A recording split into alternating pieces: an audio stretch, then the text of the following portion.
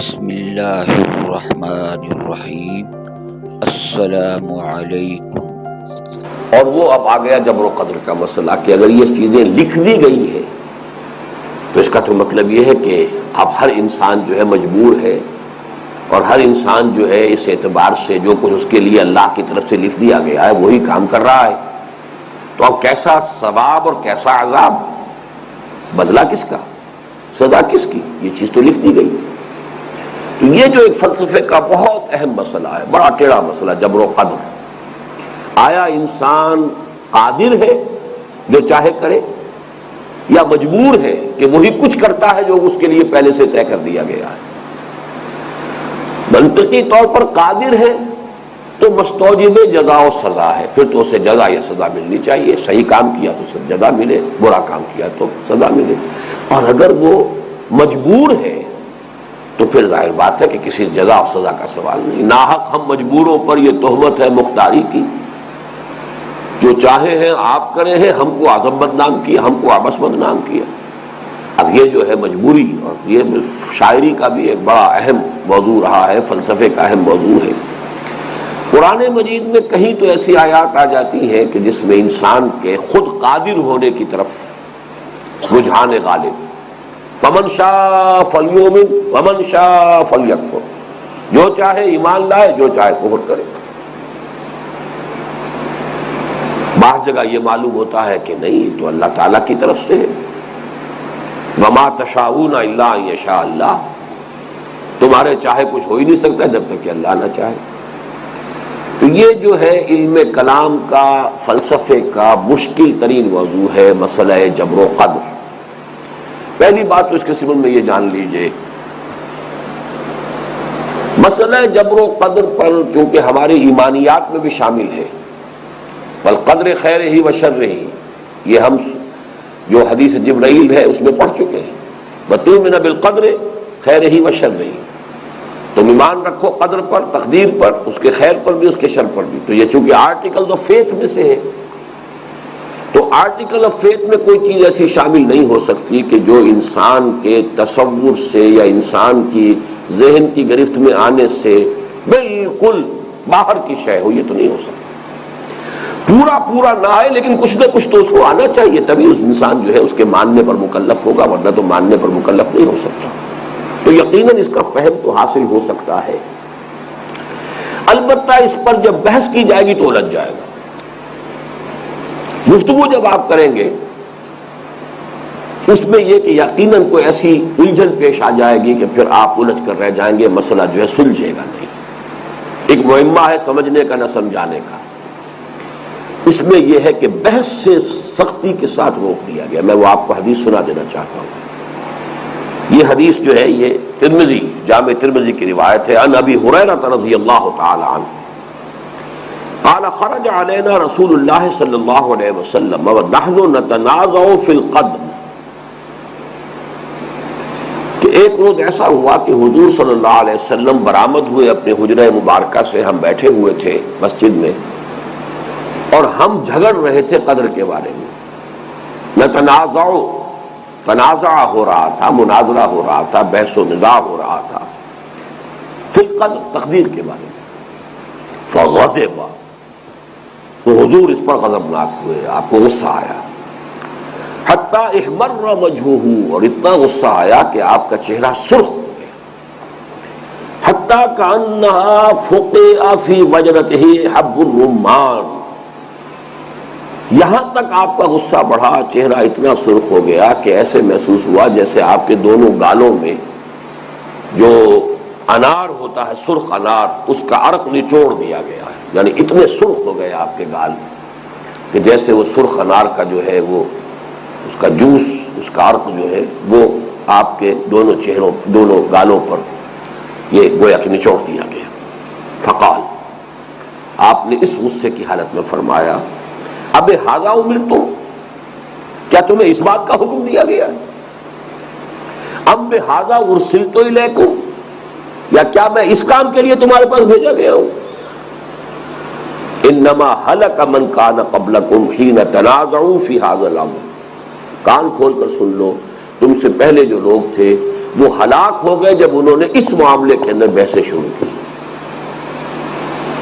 عزمت علیکم، دیکھو میں تمہیں تاکید کر رہا ہوں، میں تمہیں تاکیدی حکم دے رہا ہوں، اللہ تنازعوا فیہ، اس معاملے کے اندر آپس میں جھگڑو نہیں.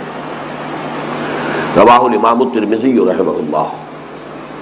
تو میں نے دو باتیں کہیں، ایک تو بات عقلی ہے. عقلی یہ ہے کہ چونکہ یہ آرٹیکل آف فیتھ میں ہے، آرٹیکل آف فیتھ میں، ایمانیات میں یہ تو ہے، اللہ کی حقیقت تو ہماری سمجھ میں نہیں آ سکتی، لیکن کچھ نہ کچھ تو انسان جو ہے عقل سے، منطق سے سمجھتا ہے کہ یہ کائنات بہرحال کسی کے پیدا کیے پیدا ہوئی ہے، یہ آیات اسی کی ہے. اس کی ذات کو نہ سمجھ سکے، اس کی صفات کو تو کچھ سمجھتے ہیں کہ اللہ کل شیء قدیر ہے، بکل شیء علیم ہے، العزیز ہے، الجبار ہے. یہ ساری چیزیں تو کچھ نہ کچھ تو سمجھ میں آتی ہیں. اسی طریقے سے نشأۃ ثانیہ، دوبارہ اٹھنا، باعث بادل بہت سمجھ میں آتا ہے، زمین مردہ ہو جاتی ہے پھر دوبارہ زندہ ہو جاتی ہے. تو انسان جس نے پہلی مرتبہ پیدا کیا ہے کیا وہ دوبارہ پیدا نہیں کر سکتا؟ الیس ذلک بقادر، کیا وہ اس پر قادر نہیں؟ الا یحیی الموتى، کہ مردہ کو زندہ کر دے. اسی طریقے سے وہی فرشتہ، جبرائیل، یہ سب سمجھ میں آنے والی کسی نہ کسی درجے، اگرچہ فرشتے کی بھی حقیقت ہم نہیں سمجھ سکتے. فرشتوں کو اس کی اصل ملکی شکل میں حضور نے صرف 2 مرتبہ دیکھا ہے. حضور نے صرف 2 مرتبہ دیکھا ہے، تو کون دیکھے گا وہ؟ تو اس حوالے سے جو جتنے بھی ایمانیات کے جتنے موضوعات ہیں، ان کا کچھ نہ کچھ تصور سا، کچھ نہ کچھ انسان کے فہم سے اس کا کچھ نہ کچھ رابطہ قائم ہوتا ہے، اگرچہ اس کی کل حقیقت ہم نہیں جان سکتے. تو بالکل اسی طرح یہ مسئلہ بھی کچھ نہ کچھ سمجھ میں آنا چاہیے. چونکہ ہم اس کا احاطہ نہیں کر سکتے، کل کو نہیں سمجھ سکتے، لہذا بحث کریں گے تو الجھ جائیں گے. اسی لیے کہا گیا ہے کہ اللہ تعالیٰ کی صفات میں غور کرو، آلاء اللہ میں غور کرو، اس کی ذات میں غور مت کرو. وہ میں آپ کو شعر سنا چکا ہوں. حضرت ابوبکر صدیق رضی اللہ تعالیٰ عنہ نے فرمایا کہ العجز عن درک الذات ادراک، اللہ تعالیٰ کی ذات کے ادراک سے عاجز ہو جانے کا جب احساس ہو جاتا، بس یہی ادراک ہے. تو دل میں تو آتا ہے، سمجھ میں نہیں آتا. بس جان لیا میں تیری پہچان یہی ہے. سمجھ میں نہیں آتا، دل میں آتا ہے کہ ہاں ہے. ہست دور بینان بارگاہ الست، جس پہ این برداند کے ہست ہے کوئی نہ کوئی. اب وہ کوئی نہ کوئی کیا ہے، کیسا ہے، وہ اس کی ذات کو ہم نہیں جانتے. صفات سے ضرور کچھ نہ کچھ ہمارا تصور ہے. تو اسی طریقے سے تو دل میں تو آتا ہے، سمجھ میں نہیں آتا. بس جان گیا میں تیری پہچان یہی ہے. یہ شعر ہے خواجہ عزیز الدین مجذوب، جو خلیفہ تھے مولانا اشرف علی تھانوی رحمۃ اللہ علیہ کے. ان کا ایک اور بہت پیارا شعر ہے اور بڑا عاشقانہ شعر ہے اور بڑا فلسفیانہ شعر ہے. اب تو آجا، اب تو خلوت ہو گئی، ہر تمنا دل سے رخصت ہو گئی. دل کو ہر آرزو اور تمنا سے پاک کر لو گے تب اللہ دل میں آئے گا. اللہ بڑا غیور ہے، اور آرزویں بھی ہو اور محبتیں بھی ہو اور اس کے اوپر جو ہے اللہ کی محبت بھی آ جائے. نہیں، ہر تمنا دل سے رخصت ہو گئی. اب تو آجا، اب تو خلوت ہو گئی. اللہ تعالیٰ تب آتا ہے. بہرحال اس کو نوٹ کیجئے کہ 2 باتیں میں نے عرض کی کہ قدر کا مسئلہ اگرچہ بتمام و کمال سمجھ میں آنے والا نہیں ہے، لیکن کچھ نہ کچھ سمجھ میں آنا چاہیے، تبھی ہمیں اس پر ایمان لانے کا حکم دیا گیا. البتہ اس کی کل حقیقت سمجھ میں نہیں آئے گی، لہذا اس پر بحث و نزاع نہیں ہونا چاہیے.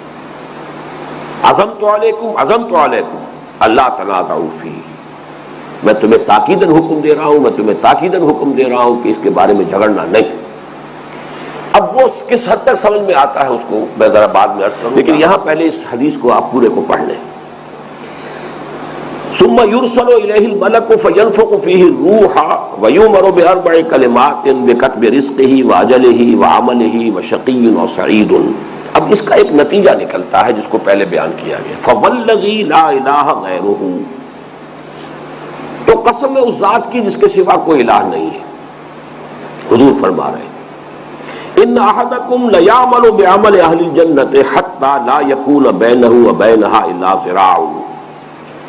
تم میں سے کسی شخص کا یہ حال ہوتا ہے کہ وہ اہل جنت کے سے عمل کرتا رہتا ہے یہاں تک کہ اس کے اور جنت کے درمیان ایک ہاتھ سے زیادہ فاصلہ نہیں رہتا، اتنا قریب جنت کے پہنچ گیا۔ فَيَسْبِقُ عَلَيْهِ الْكِتَابُ، لیکن پھر اس پر وہ کتاب جو ہے، تقدیر جو پہلے سے لکھ دی گئی ہے بات کہ یہ شقی ہے سعید نہیں ہے، وہ اس پر غالب آ جاتی ہے۔ فَيَعْمَلُ بِعَمَلِ أَهْلِ النَّارِ فَيَدْخُلُهَا، تو اب وہ عمر کے آخری حصے میں جہنمیوں کے سے کام کرنے شروع کر دیتا ہے، اہل النار کے سے کام کرنے شروع کر دیتا ہے، یہاں تک کہ اس میں داخل ہو جاتا ہے۔ وَإِنَّ أَحَدَكُمْ لَيَعْمَلُ بِعَمَلِ أَهْلِ النَّارِ، اس کے برعکس بھی ہے، وائسی ورثہ کہہ دیتے تو بس بات پوری تھی، لیکن یہ کہ یہاں پر اس کی وضاحت پوری کی حضور نے۔ تم میں سے کوئی شخص ایسا بھی ہو سکتا ہے کہ جو جہنمیوں کے سے کام کرتا رہے حتی لا یکون بینہ و بینہا الا ذراع، اس درجے وہ جہنمی بن چکا ہو کہ اس کے اور جہنم کے درمیان بس ایک ہاتھ کا فاصلہ رہ جائے۔ فیسبق علیہ الکتاب، پھر اس کے اوپر نوشتہ غالب آ جاتا ہے۔ فیعمل بعمل اہل الجنہ، پھر وہ عمل کرتا ہے جنت والوں کے سے عمل، فیدخلها، اور اس میں داخل ہو جاتا ہے۔ گویا کہ حضور نے اس مثال کے ذریعے سے اس مسئلے کی جو مشکل ترین پروپوزیشن ہو سکتی ہے اس کو سامنے رکھ دیا۔ مشکل ترین پروپوزیشن ہے یہ، ایک شخص ساری عمر، فرض کیجئے 100 برس کی عمر تھی، 99 برس تک وہ اہل جنت کے کام کرتا رہا، 100ویں برس میں آ کر اور اس کی کچھ ایسی مت ماری گئی یا کچھ ہو گیا، بظاہر تو ہم یہی کہیں گے کہ اب وہ جہنمیوں میں سے کام شروع کر دیا اور وہ گیا جہنم میں گیا۔ انہونی بات نہیں ہے یہ، قرآن مجید میں جو تذکرہ ہے بلعام بن باعورہ، اگرچہ اس کا نام نہیں قرآن مجید میں آیا ہے، سورہ اعراف میں ہے، ایک شخص ہے، آتیناہ آیاتنا، ہم نے اسے اپنی آیات عطا کی تھی، وَلَوْ شِئْنَا لَرَفَعْنَاهُ بِهَا، ہم چاہتے تو اور اسے اونچا اٹھاتے، اس کا مقام اور بلند کرتے، وَلَكِنَّهُ أَخْلَدَ إِلَى الْأَرْضِ، وہ زمین کے اندر ہی دھنستا چلا گیا۔ اور جو اس کی تفصیل تورات میں آتی ہے وہ یہ ہے کہ اس عمر میں بڑا زاہد و عابد ولی اللہ، بہت اونچا انسان، عالم فاضل، لیکن یہ کہ خاص وقت میں آ کے ایک عورت کے کسی اس طرح کے اغوا کے اندر جو ہے وہ پھنسا ہے کہ پھر سارا زہد اور سارا تقویٰ اور ساری دینداری، سارا علم، سارا فضل ختم ہو سکتا ہے۔ قرآن مجید میں مثال موجود ہے۔ تو یہاں پر جو ہے جیسا کہ میں عرض کر رہا تھا کہ مشکل ترین جو پروپوزیشن ہو سکتی اس مسئلے کی وہ حضور نے بیان کر دی۔ اب آپ یہ سمجھ لیجئے کہ اصل مسئلہ ہے کیا۔ دیکھیے، دو الفاظ میں چاہتا ہوں کہ آپ انگریزی کے حوالے سے اچھی طریقے سے ذہن نشین کر لیں۔ ایک ہے پری نالج، کسی شے کا علم پہلے ہونا، وقوع سے قبل اس کا علم ہونا۔ ایک ہے پری ڈیسٹینیشن، مجبوری کسی شے کی تقدیر کا تعین کر دینا کہ ہی اور شی از ڈیسٹینڈ ٹو ڈو اٹ، اسے لا محالہ یہ کرنا ہے۔ جبر کے لیے جو انگریزی کی اصطلاح ہے فلسفے کی، وہ پری ڈیسٹینیشن ہے۔ Pre knowledge is something else, predestination is something else. اگرچہ ان کے ڈانڈے مل جاتے ہیں، بس ان دونوں کو علیحدہ علیحدہ سمجھ لیا جائے تو سارا مسئلہ حل ہو جاتا ہے۔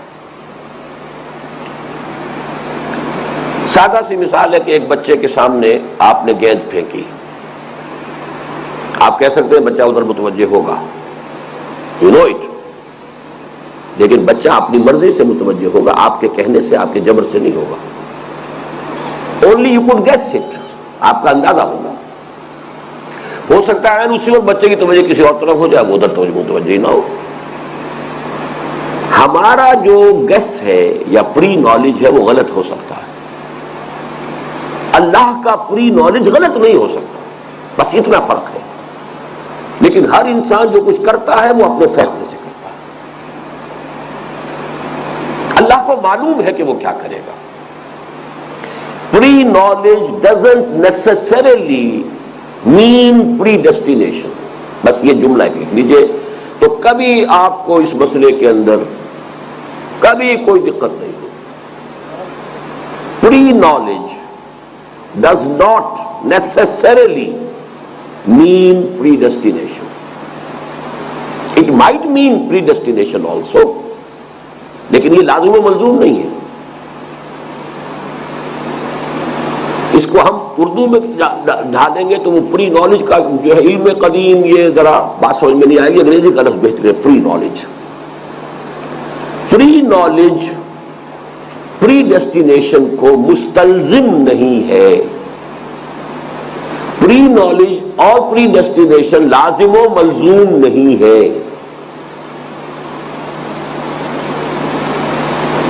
Pre knowledge does not necessarily mean predestination. اللہ کا پری نالج ہے کہ کوئی کیا کرے گا، اور وہی اصل میں قرآن مجید میں جو آتا ہے کل شیء عندہ فی ام الکتاب، کہیں کتاب میں آتا ہے ہر چیز لکھی، وہ کتاب اللہ تعالیٰ کے علم کی کتاب ہے، ہر شے لکھی ہوئی ہے. یہ کرے گا، لیکن وہ کرتا ہے اپنے فیصلے سے. انا ہدیناہ السبیل اما شاکرا و اما کفورا، ہم نے اسے راستے کی ہدایت دے دی ہے، راستہ کھول دیا ہے اس کے سامنے. اب وہ چاہے تو ناشکرا ہو جائے، چاہے تو شکر گزار ہو جائے.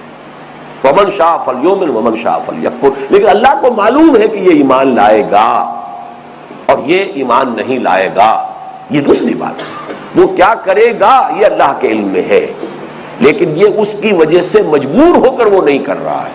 لیکن ظاہر بات ہے کہ اللہ کا علم غلط نہیں ہو سکتا. بس اس مسئلے سے بات سمجھ میں آ جاتی ہے. اب دیکھیے ہم اس کی توجہ یوں کریں گے. آخری جو مشکل ترین مثال آئی ہے، ایک شخص کی اندرونی شخصیت کچھ اور ہوتی ہے، کچھ ظاہری اور معاشرتی یا وقتی اسباب کے تحت اس نے لبادہ کوئی اور اوڑھ رکھا ہے، اور وہ پھر جہنمیوں کے سے کام کرے گا اور جہنم میں جائے گا. اسی کو ہم کہیں گے کہ اللہ کا وہ پری نالج جو ہے وہ ثابت ہو جائے گا کہ وہ صحیح تھا. ایک شخص جو ہے وہ غلط کام کر رہا ہے، لیکن ہو سکتا ہے کہ اس کے اندر کوسٹ فار ٹروتھ موجود ہو، چھپی ہوئی ہے، وہ بھی تلاش میں ہے. جب تک تلاش میں غلط کام تو کر رہا ہے وہ. جب تک کہ شراب کی حرمت نہیں ہوئی تھی تو شراب تو پی رہے تھے صحابہ بھی، سب کچھ یہ ہو رہا تھا. جوا بھی کھیلتے ہوں گے، اس لیے کہ ان کے ہاں جوئے کا رواج تھا. حج کے موقع پر جب قربانی کرتے تھے، قربانی کی گوشت پر جوا کھیلتے تھے، اور جوا کھیل کے وہ خود اپنے لیے نہیں کماتے تھے، وہ غریبوں کو دے دیتے تھے. لیکن یہ ہو گیا آج اس نے اتنا گوشت دیا تو معلوم ہوا کہ اس نے جوئے میں جیتا اور دے دی. اب یہ کرتے ہی ہوں گے نا، یہ یقین کے ساتھ تو نہیں معلوم ہے، لیکن جب شراب پیتے تو یہ کیوں نہیں کرتے ہوں. اسی طریقے سمجھیے کہ ایک شخص کے اندر جب تک کہ ابھی اس کی سرچ فار ٹروتھ اس کے اندر ہے، لیکن یہ کہ وہ غلط کام تو کر رہا ہے اس وقت تک، لیکن اس کی اندرونی وہ سرچ جو ہے، اس کا خلوص، اس کے اندر یہ طلب تھی خیر کی، ایک وقت میں آ کے وہ ظاہر ہو جاتی ہے. لہذا وہ اپنی نیکی کے کام کرتا ہے، نیکی کے راستے پر آتا ہے، آخری وقت میں ایمان لے آتا ہے. معلم یغرغر، جب موت کے آثار شروع ہو جائے تب تو توبہ اور ایمان بیکار، لیکن موت کے آثار شروع ہونے سے پہلے توبہ کرتا. توبہ آپ کو معلوم ہے، کوئی شخص کفر سے ایمان میں آ گیا تو ساری زندگی کے پچھلے جو اس کے گناہ ہیں وہ معاف ہو گئے کہ نہیں ہو گئے. تو کوئی اس میں دقت نہیں ہے، لیکن صرف تعبیر کا فرق ہے. ظاہری الفاظ کے حوالے سے بڑے بڑے اشکالات اس میں آ گئے. لیکن اگر ایک وہ حقیقت سامنے ہو، ہماری جو اس کتاب کا جو میں نے حوالہ دیا ہے اس میں جو اصل میں اس کی دو جملوں میں کہ در حقیقت ایمان بالقدر نام ہے اللہ کی دو صفات پر ایمان کا. ایک تو اس صفت پر ایمان، اللہ ہر شے پر قادر ہے، کسی کے کیے کچھ نہیں ہو سکتا جب تک کہ اذن رب ہو. مجھے اللہ نے طاقت دے رکھی، میں اپنا ہاتھ اٹھا سکتا ہوں، لیکن میں ہاتھ نہیں اٹھا پاؤں گا جب تک کہ اذن رب نہ ہو. ہر لہجہ ہر آن اللہ کا اذن ہوتا ہے. پتا تک بھی جنبش نہیں کھا سکتا جب تک کہ اذن نہ ہو. تو کسی کام کو کرنے کا ارادہ میرا ہے، اس کام کا بالفعل ہو جانا اذن رب کے بغیر ممکن نہیں ہے. اسی کو ہمارے متکلمین نے کہا ہے کہ ہم کاسب اعمال ہیں، خالق اعمال نہیں ہے. عمل خلق ہوتا ہے اللہ کے حکم سے، البتہ کسب ہم نے کر لیا. نیکی کا کام کا ارادہ کیا تھا، اللہ نے اس کو پورا کر دیا، تو اپنے ارادے کی وجہ سے ہم نیکی کا جو ہے اجر و ثواب پا لیں گے. بدی کا ارادہ کیا تھا، اللہ نے کہا ٹھیک ہے جاؤ دفع ہو جاؤ، کرو بدی تم، تو ہم کر نہیں سکتے تھے بالفعل جب تک کہ اللہ کی اجازت نہ ہو، لیکن چونکہ ارادہ ہمارا تھا ہم اس کے اوپر جو عذاب ہے یا سزا ہے اس کے مستوجب ہو گئے۔ اسی طرح کوئی شخص میرا لاکھ بگاڑنا چاہے نہیں بگاڑ سکتا جب تک کہ اللہ کی مرضی نہ ہو، اللہ کا اذن نہ ہو۔ لا حول ولا قوت الا باللہ، ما اصاب من مصیبت الا باذن اللہ ومن یؤمن باللہ یہد قلبہ۔ اس کا یہ مطلب نہیں ہے کہ جس شخص نے پتھر مارا ہے وہ مجرم نہیں ہے، وہ پتھر مارنے کا مجرم ہے، لیکن پتھر مجھے نہ لگتا اگر اللہ چاہتا، لاکھ اس کا نشانہ کتنا ہی اچھا ہو چوب جاتا، لیکن مجھے جو لگا ہے تو در حقیقت دو چیزیں مل گئی کہ اس نے مارنا چاہا اور اللہ نے بھی اذن دے دیا کہ ہاں لگ جائے۔ میں کہوں گا مجھے تو اللہ نے مارا، لیکن جرم وہ مجرم وہ بھی سزا دنیا میں اسے بھی ملے گی۔ تو یہ ہے اصل میں سورہ تغابن کے ضمن میں یہ ساری بحثیں ہمارے یہاں آ جاتی ہیں۔ تو قدر کا ایک پہلو وہ ہے، قدر کا ایک پہلو یہ ہے کہ جو کچھ بھی انسان کرتا ہے اللہ کے علم قدیم میں وہ پہلے سے موجود ہے۔ بہرحال یہ حدیث مبارک جو ہے یہ یوں سمجھیے کہ بڑے اہم مہمات امور جن کو کہنا چاہیے، فلسفے کے، سائنس کے، مسئلہ جبر و قدر ہے، حقیقت انسان ہے۔ اب دیکھیے جو معلوم نہیں وقت کتنا ان کے پاس رہ گیا ہے، اس آیت کے ساتھ جو ہے اس کو جوڑ لیجئے۔ وَلَقَدْ خَلَقْنَا الْإِنسَانَ مِنْ صُلَالَةٍ مِنْ طِينٍ ثُمَّ جَعَلْنَاهُ نُطْفَةً فِي قَرَارٍ مَكِينٍ فَخَلَقْنَا النُّطْفَةَ عَلَقَةً فَخَلَقْنَا الْعَلَقَةَ مُضْغَةً فَخَلَقْنَا الْمُضْغَةَ عِظَامًا فَكَسَوْنَا الْعِظَامَ لَحْمًا ثُمَّ أَنشَأْنَاهُ خَلْقًا آخَرَ۔ پہلے فا سے ہو رہا ہے سب کچھ، یہاں ثم آ گیا، یہ ہے در حقیقت ثم انشأناہ خلقا آخر، کہ یہاں پر جب فرشتہ آ گیا اب وہ شے ہی اور ہو گئی۔ پہلے وہ ایک حیوان انسان تھا، اب وہ انسان ہے، زمین و آسمان کا فرق ہو گیا۔ ثم انشأناہ خلقا آخر فتبارک اللہ احسن الخالقین۔ تو بڑی بابرکت ہے وہ ذات اللہ کی کہ جو بہترین پیدا کرنے والا ہے۔ اب یہاں پر ثم انشأناہ خلقا آخر جو ہے اس کی شرح ہے در حقیقت اس حدیث کے اندر۔ نطفہ ہے، علقہ ہے، مضغہ ہے، پھر ہڈیاں بن گئی، پھر اس کے اوپر گوشت بھی چڑھ گیا، سب کچھ ہو گیا، لیکن یہ کہ وہ روح جب پھونکی جاتی ہے تو اب وہ شے دیگر ہے، اب شے ہی اور ہو گئی۔ پہلے وہ صرف ایک حیوان کا حیرہ تیار ہو رہا تھا، اب وہ ایک انسان ہے معین۔